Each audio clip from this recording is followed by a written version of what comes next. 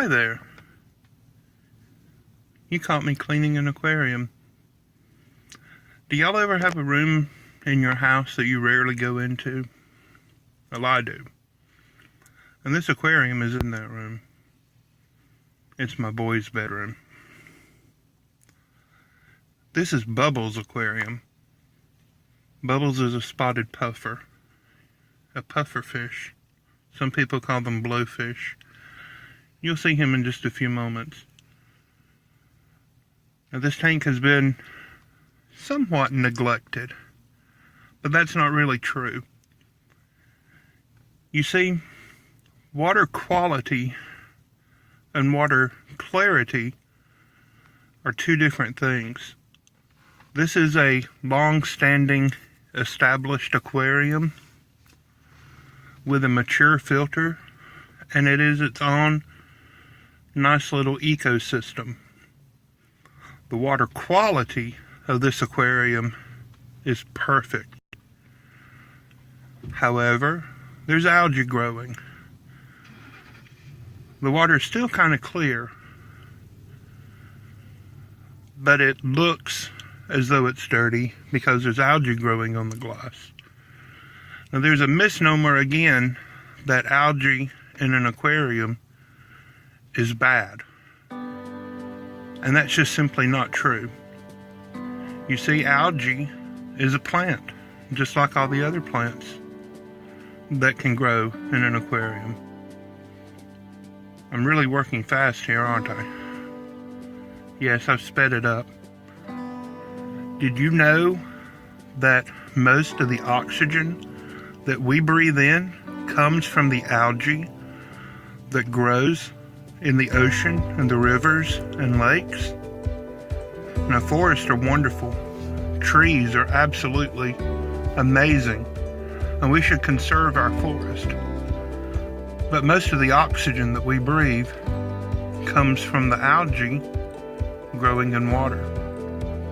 Speaking of water, I'm going to change out some of the water using this gravel vacuum.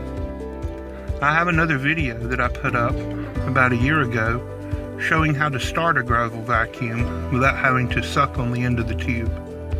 I'll put links to that. And you can see that there are mollyfish living in the aquarium with Bubbles. And I'm just using the vacuum to clean up the sand a little and to get out all the algae that I have scraped off of the glass. I have turned the filter off, and I have removed the bubble wand.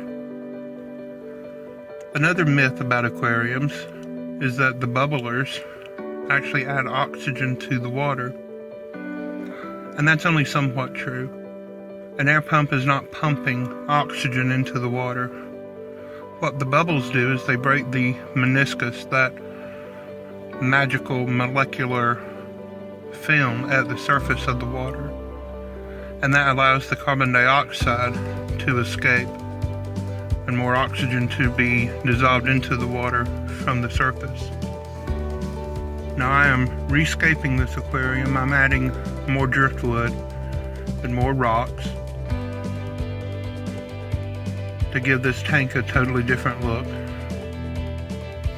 The bottle that you saw, that was the dechlorinator that takes the chlorine out of the tap water.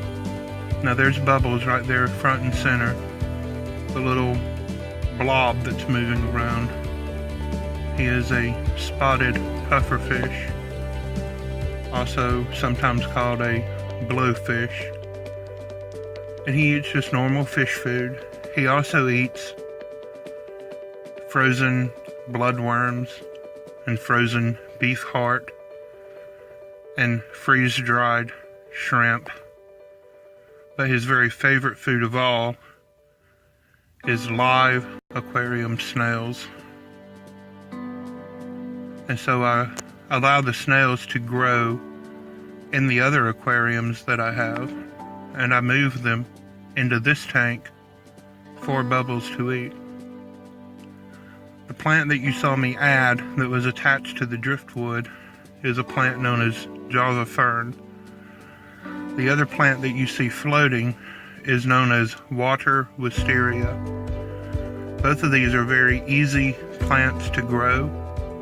Neither of them grow very well rooted in the substrate. The Java fern grows on a rhizome, which is a large, thick stem with hairy roots that attach to driftwood and rocks. And the wisteria grows best just free floating. And those plants were chosen because they can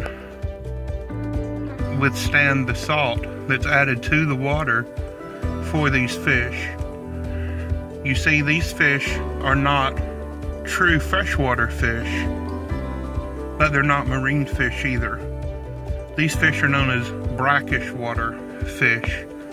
They live in the estuary delta areas where freshwater rivers meet up with the salt water of the ocean, the mangrove swamp type areas. And these plants do very well in this type water. And that's Bubbles. Baby Catherine named him. He is Daniela's favorite pet fish. We only have him because Daniela wanted him. And there are very few fish that he lives well with. Mollies are probably the only one. And that's him snacking on some little plants, just giving them a taste test. You see, pufferfish will swim up to larger fish and just bite them. But the mollies, they can withstand the salt and they're active enough to stay out of his way. Slower moving fish do not make good tank mates. And larger fish would actually eat the little pufferfish. Well, I just wanted to bring you along and show you this little guy.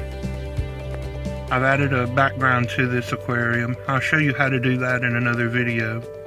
Please, if you haven't already, subscribe, give us a thumbs up, leave us a comment.